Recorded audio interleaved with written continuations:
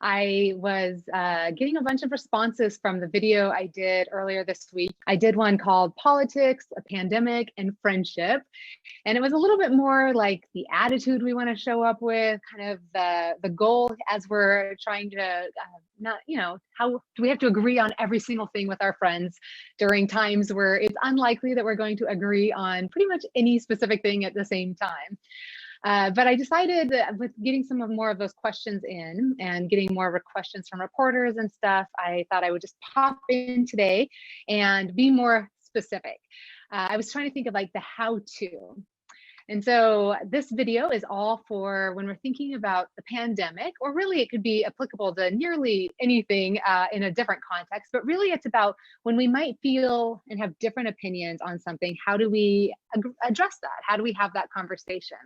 And so I want to talk about it today from two different perspectives. One, if you're the host or the initiator or the inviter, what are the two things that you should be keeping in mind as we want to protect those friendships and as we want to make sure that nobody feels judged and that we really put the priority on us spending time together?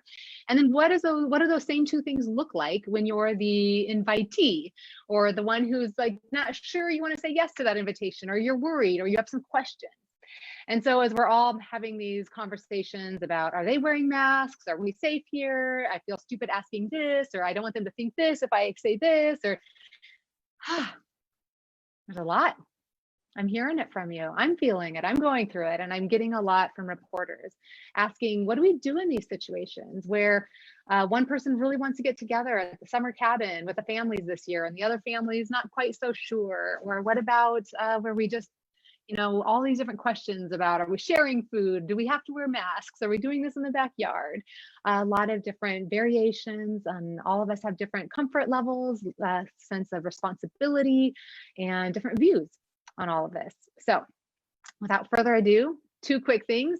You've heard me name these two things undoubtedly for other things. In my opinion, they're kind of the go-to. It's always affirm the relationship and then ask a question as quickly as you can. We don't have to show up with our whole, like all the data and justify and defend and explain and have shame and crawl or be defensive. It's just affirm the relationship. I really like you. I really want us to spend time together. I really value our time. I miss you. Let's focus on that. And then ask the question, what can we do to do that goal in the most comfortable, safe, responsible way for both of us? That's really the thing, is affirm and then ask. So let's give some examples to this to make it really practical. So I've been invited to two different things that I thought were well done, where the initiator first started. She was having a little bit of a backyard barbecue, and she had 4 different couples coming. And so she did such a beautiful job of asking each person, each couple ahead of time, what do you need to do? What do you need me to do? What would help you feel comfortable coming? What a beautiful, thoughtful question. And she was willing to share kind of, some other people have said this, other people have said that. What's your comfort level? And she took the time to learn from each one of us what would help us to feel safe coming. And then she took the responsibility of owning that and of kind of broadcasting that to the whole group, saying, okay, we're gonna have everybody bring their own bag of chips, because that's probably one of the areas where it'd be the least safe to have everyone's hand reaching in and out of the same bowl or something like that. And we're gonna do this, and we're gonna have everyone wear masks while we're all getting there and stuff, but once we sit down to eat, we'll spread out. And she just took responsibility for all that. Wasn't that beautiful? So nobody felt shamed. Nobody was like, these people over here, because of them, we're all going to do this. Nobody had to show up and be kind of uncomfortable or then say, I don't, excuse me, could we do this over here instead? She took the time to ask the question, what can I do to help make this as safe and comfortable for you as possible? That's the definition of a healthy relationship.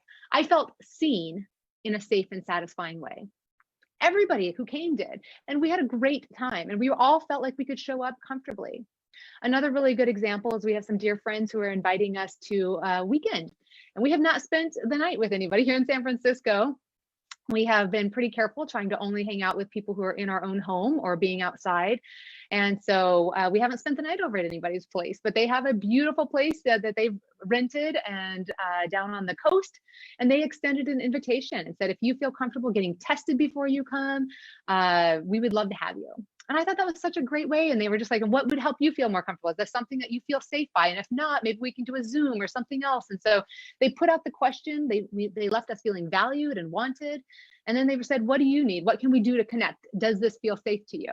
And we were able to make the choice of saying, well, we may not be able to get tested, but what if we could say that we won't be around anybody for 14 days leading up to it without any symptoms? Does that feel safe? And they were like, absolutely. And so we were able to have a conversation, because the last thing I would want to do is risk infecting anybody, right? So that was our conversation and our choices that we got to make. But it was beautiful that they were able to state what's important to them and state that they wanted to be with us, and then to ask us what we felt comfortable doing, or if we felt comfortable coming and under what circumstances. And so that feels good. I'm excited. We get a weekend with friends, and it takes some carefulness leading up to it. But then that means we get to actually hang out for a whole weekend together, risk-free. And that's exciting. But what if we're on the on the invitee side?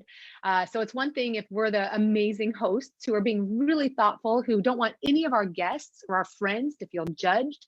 It's really important as an inviter to be the people who say, my job is to make everybody who's coming to my Thanksgiving, to my house, to this party, to this gathering, I want everyone to feel safe. I want them to feel seen. I want them to feel heard. I don't want anyone to feel judged. I don't want anyone to not feel accepted. And so they have so much beautiful power and responsibility to help make that happen, to shape that. But some of us are being invited and we don't necessarily feel the comfortableness of speaking up, maybe, or of kind of taking charge, or of naming our stuff. And so I've heard from a lot of you who are just saying no, or making other excuses, or just saying you can't, without actually explaining why, because we don't want to feel judged, or you don't want to feel kind of like the party pooper. And there's a lot of you who are saying to me, I don't feel comfortable and I don't know how to say that.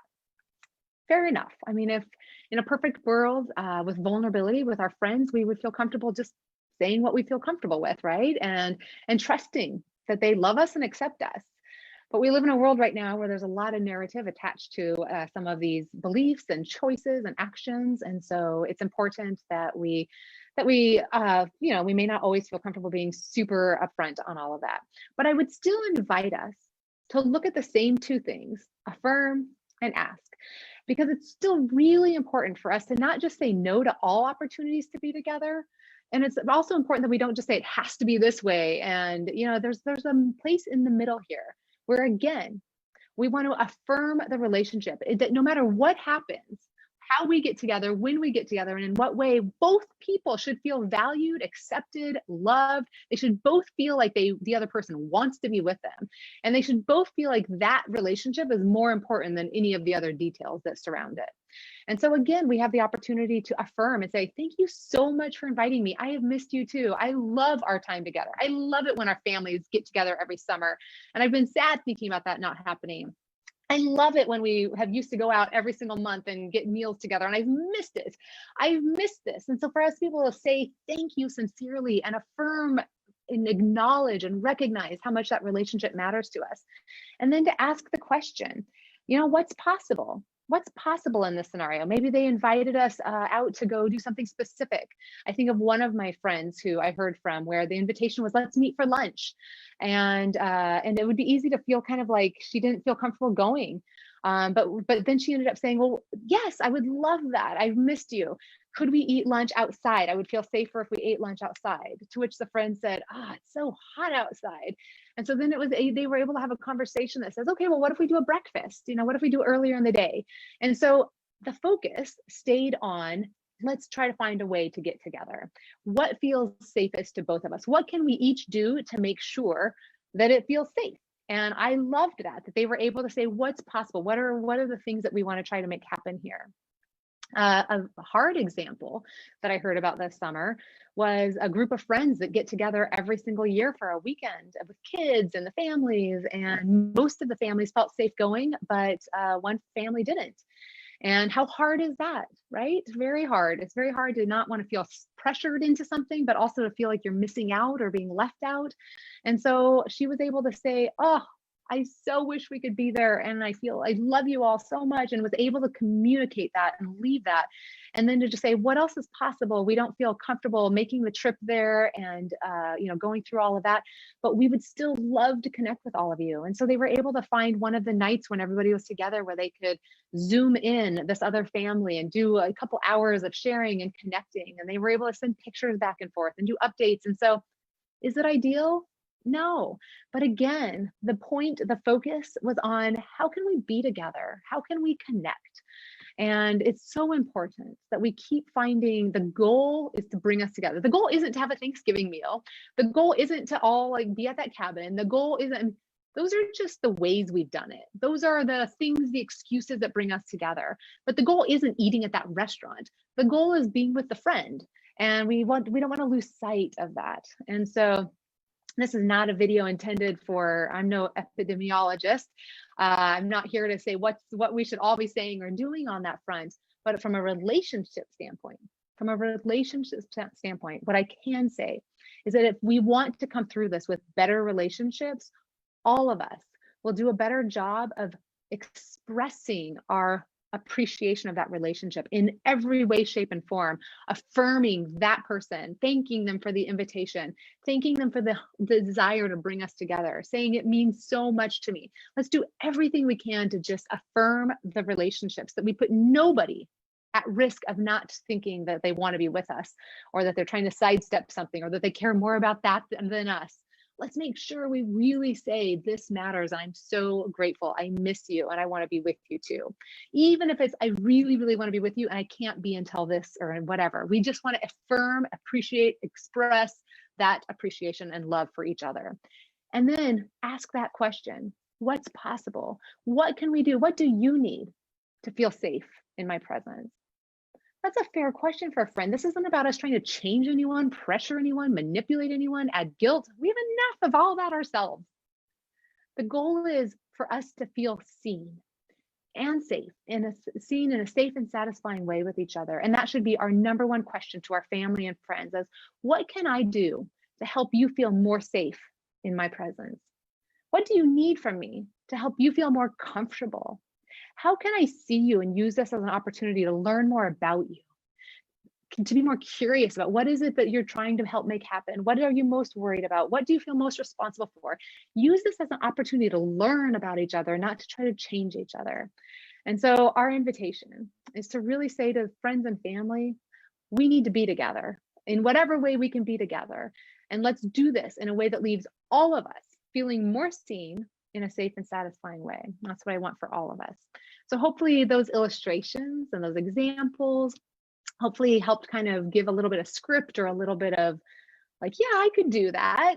And hopefully that felt a little bit practical. And that's what I was hoping for here, is that if we could just kind of keep ingraining in our heads, affirm the relationship, ask the question, what can we do? What's possible? Let's brainstorm some different ideas, and let's figure out how to do this, and let's just open the question. We don't have to have all the answers. We don't need to come with our list of like the 10 requirements. We don't have to show up, this is the only way, but let's have that conversation that says, what do you need and what do I need and what's possible with those needs? And let's get together one way or another, in whatever way leaves us both feeling safe.